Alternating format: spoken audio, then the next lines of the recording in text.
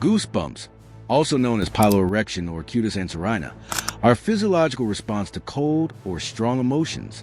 They are caused by the contraction of tiny muscles called erector pili, which are attached to hair follicles.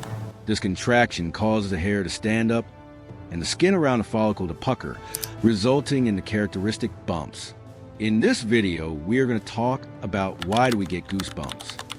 Before we start the video, make sure to like and subscribe to our channel for future updates. Let's start the video. Cold temperatures. Have you ever stepped out into the cold and instantly felt those tiny bumps rise on your arms? That sudden wave of goosebumps isn't just your body reacting to the chill. It's a fascinating leftover from our evolutionary past. When the temperature drops, your body goes into protection mode. Goosebumps are actually caused by tiny muscles at the base of your hair follicles contracting. These small muscles, called erector pili, tug each hair upright, making your skin look bumpy. It might seem like a strange or useless reaction today, but it once had a very real purpose. Long ago, our ancestors were much hairier. In cold weather, when these muscles pull their hairs upright, it created a layer of insulation by trapping warm air close to the skin. Think of it like fluffing up a blanket. This natural insulation helped maintain body heat in harsh environments. Although we don't have enough body hair for that to be effective anymore, the reflex still happens, a biological echo of our primal past. But there's more happening beneath the surface. When you're cold, your brain triggers a fight or flight type response.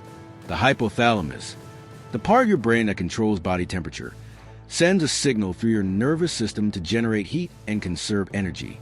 Blood vessels near the surface of the skin constrict, reducing heat loss. At the same time, goosebumps appear, not to warm you up directly, but as part of this ancient mechanism for temperature regulation. The sensation itself is almost immediate. That chill crawls up your spine, and suddenly your arms are dotted with bumps. It's your body's subtle way of trying to adapt, even if the modern effect doesn't do much.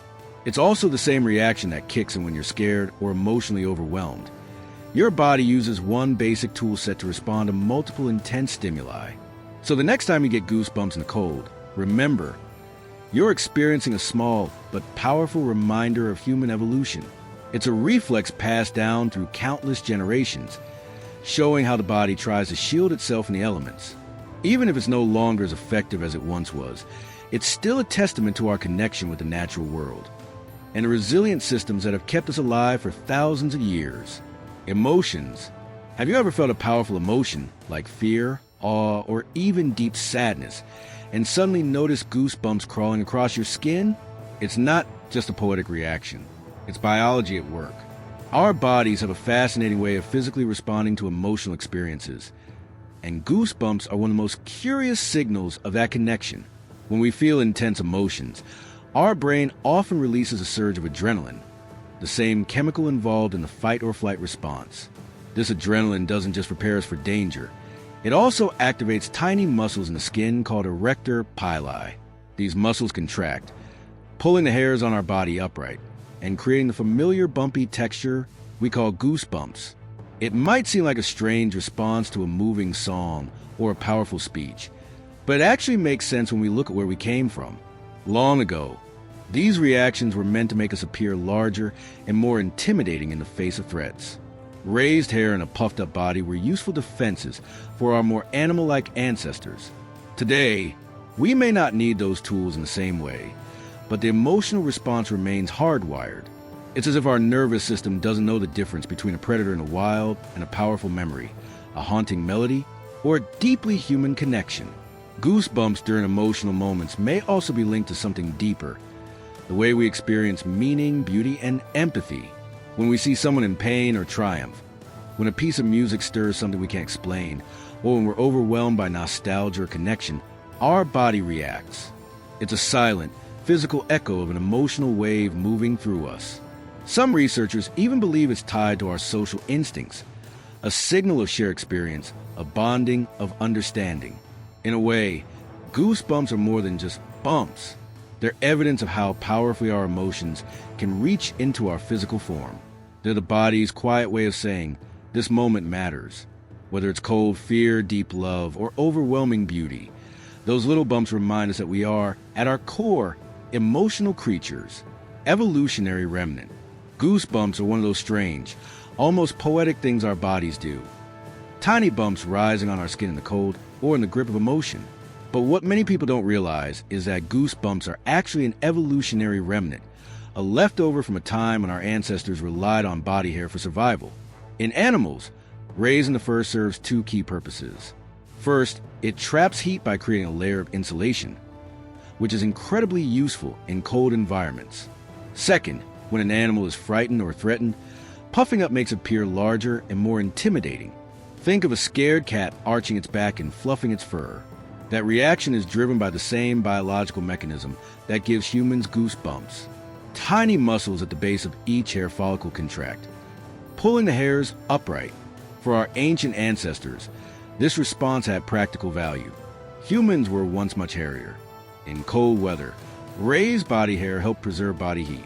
In moments of fear or aggression, fluffed up hair might have helped them appear more formidable. It was a survival tool, one that responded instantly to external threats or environmental stress. But as we evolved and lost much of that body hair, the usefulness of goosebumps faded. The reflex stuck around, though hardwired into our nervous system, even if the thick coat it once served is long gone. Today, we still get goosebumps, but they no longer help us stay warm or scare off predators. Instead, they serve as a biological echo, a tiny ripple from our past that reminds us of how our bodies have changed, and how some parts have stayed exactly the same. In the grand story of human evolution, goosebumps are like a whisper from an earlier chapter, one where survival meant bracing against the cold or facing down danger with every hair standing on end. Even now, in our modern lives, that reflex remains, a quiet nod to the creatures we once were. Conclusion: goosebumps might appear small and fleeting, but they're far from meaningless.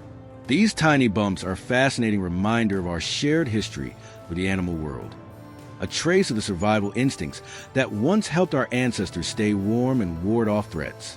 While we no longer depend on body hair for warmth or intimidation, the reflex itself remains hardwired into our biology, quietly responding to cold, fear, excitement, and even beauty.